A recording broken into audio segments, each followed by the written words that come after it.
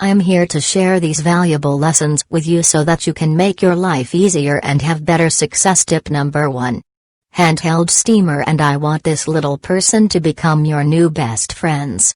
Because you know what, this is by far a life-changing piece of equipment. And I don't know why nobody really talks about the fact that how can you travel or live without a steamer? So ironing your clothes is of course a must. But a lot of people find it too complicated and too time-consuming. And it's also difficult to do it when you're traveling. But this is why a steamer is such a good solution, because when you are traveling, you can take this thing with you literally anywhere you go, even if you're traveling only with hand luggage. It will be a little bit annoying, but it's doable. Then you don't have to use any other equipment besides this and a little bit of tap water.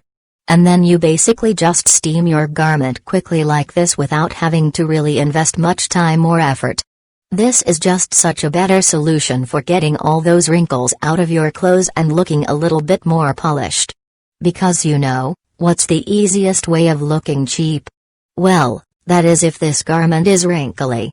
Even if a designer garment that you've paid thousands of dollars for, if it's wrinkly, it's not going to save you. You are going to look cheap. But if you steam your item, regardless of its price, it's always going to look expensive. I know that, of course, as the day goes on, my clothes are never going to be 100% wrinkle-free. So I'm not really obsessing about that, but I just feel like we should do everything possible to prevent wrinkles and leave our home looking immaculate, or at least trying our best. And then kind of whatever happens after that, that's just life. Life-changing. Tip number 2. I'm going to make a bold statement, and I do have this philosophy, and this is actually why you keep hearing me talk about therapy all the time.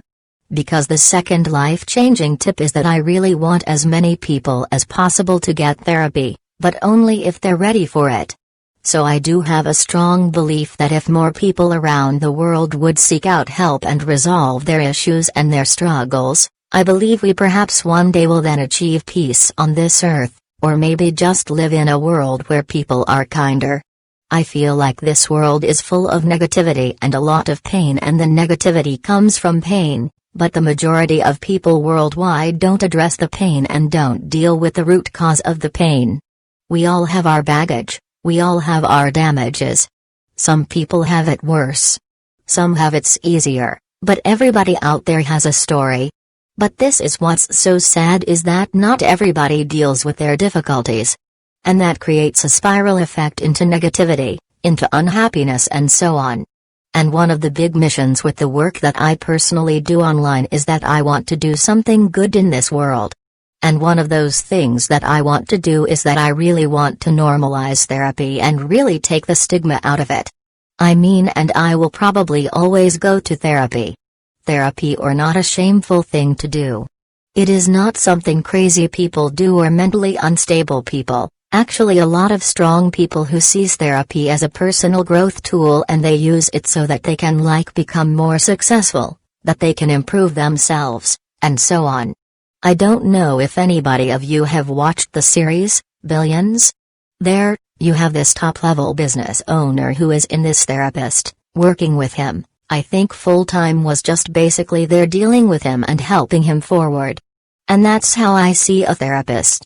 It's somebody who helps you move forward in life and helps you upgrade yourself and makes you stronger, etc. Now, you can't just rely on therapy, you have to always combine that with other methods and tools as well. But I would personally say that for my own experience, therapy has been a game changer. So if you are somebody who really wants to take this personal upgrade seriously, believe me when I say that therapy is going to help you take you to that level. And yes, it's going to be an investment. But believe me, when you invest in your self-growth and in your mental health, that's the best investment you can ever do. Because you are going to have an unlimited amount of things coming to you in return because you did that investment. Number 3, define your lifestyle goals. How you need to define your lifestyle goals. Transformation, able to achieve their goals and whatever it is that they want to achieve in life. I believe that the clearer vision you have in your head of where you want to go, the easier it will be to strategize that path. It doesn't mean, though, that you must know all the answers before you start. No, that will create paralysis. Nothing is ever set in stone, and it's always fine to change your mind along the way and change direction, and just try things out. But the more you know in advance, the better. However, you also need to take that action. But I do encourage everybody, define your direction, at least the first few steps. What type of lifestyle do you want to live? What will make you truly happy? What emotional needs do you have? What material needs do you have? What lifestyle aspirations do you have? What purpose do you have? How can you combine all of these things? And what will that outcome look like? An important thing to take into account is don't start going into stereotypes now because only you know what's best for you in your transformation. There is no right and wrong, and we create our rights. I want you to really think about your needs because the focus here is not the material, even though that's also important. But the most important is to feel happy and fulfilled in life, on all the chapters that life is about. But think about what that is for you and make sure to also think outside the box, not to narrow your mind to just one specific way. At this point, anything is possible. So make sure you dream as big as you want. Tip number 4. Good skin and good hair so many times.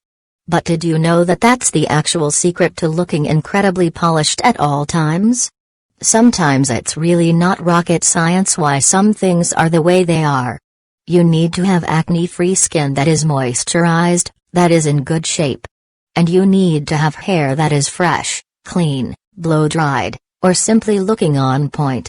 Believe me when I say that your skin and your hair will really create miracles for your entire look.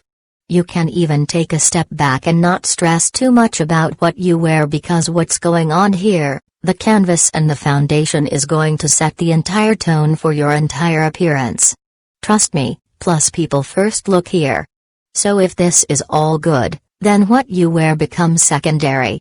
Then of course you have other details such as nails, makeup, etc. But to be honest with you, ladies, those are secondary. Primary is skin and the hair. So make sure to always make effort with these two things and believe me, your appearance is truly going to upgrade. Tip number 5 ladies, use your nicest things at all times. Because guess what? How will we actually feel elegant and live elegantly if we never step into the elegance vibration or use our elegant things or our nicest things? Get rid of that poor person's mindset, where it's almost like you are too afraid of using your nicest things, because you always feel like there's going to be a lack of it. And you're so worried to wear them out. But we need to let go of those fears because that's a poor person's mindset. I want you to adopt a millionaire mindset because that is truly going to elevate you to the next level.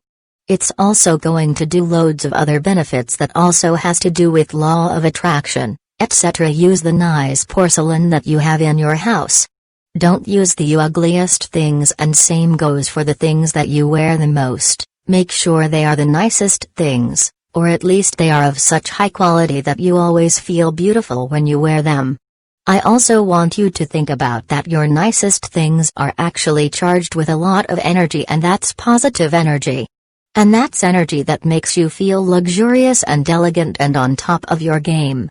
And what happens when you use your nicest things? Well, you expose yourself more and more and more to this type of energy. And when you wire yourself with that energy over and over again, day in day out, day in and day out, do you know what will start happening in your life? Your life is going to change dramatically. Some call it law of attraction. Some people call it that the subconscious mind starts seeking out things that you wire your conscious with. So I want you to start using all of the nice things. Do not be afraid of breaking them or wearing them out or anything like that, because you know what? It's going to be worth it. And by the time you ruin those things, believe me, you will have already elevated yourself and your life to the next level, to a level where you will be like, oh, you know what, I can easily replace that thing or buy myself something even better. Tip number 6. Being attentive to detail, because one thing that I've noticed is majority of people actually don't. And that's what separates them from a different kind, the kind that does pay attention to the details. You know what's the difference between these two kinds though? It is that the second kind will stand out and look more elegant, more put together, more refined and so on. Why? Well, instead of just thinking about, okay, what should I be wearing? Or what should I do? The people who think in details will be like, okay, I need to make sure that here it looks very nice and neat, that I have no wrinkles in my clothing, that there are no things that are poking out. That these small details are, like, put together in a very nice and neat way. Or as an example, instead of thinking, oh, what should I do to be more elegant? People who look into the details will be like, okay, let me fine-tune something small in my body language, because that is going to change a lot of the things. Maybe it's something in my posture, maybe because I am all the time like this, people think that I am this way, but if I become a little bit more like this, people will think that I'm different. As an example, just wanted to illustrate for you what type of details I'm talking about. It's important for me to make you understand that it's about the way of thinking. I want you to start thinking in details and not just think about things in the overall general picture. Look at the details and start analyzing how you can improve your details. Tip number 7. Boundaries, but I'm talking about setting boundaries. We need to feel comfortable with setting boundaries. Because there is a stigma around how a woman should be and shouldn't be, a lot of women feel like they don't feel comfortable setting boundaries with men. They feel like they have to accommodate men because we have been programmed this way in our society. In some cultures, unfortunately, you have it even stronger. And in some cultures you have it less. But I would say in all cultures around the world, unfortunately, it's still like this. And they will probably be like this until the day we all collectively start setting boundaries and stick to our boundaries. Now, what type of boundaries do I refer to? It could be something as women feel sometimes that they cannot say no. And this is really important. A woman should always say no to a man when she wants to say no. Learning how to set boundaries is a massive investment you can do in your personal life.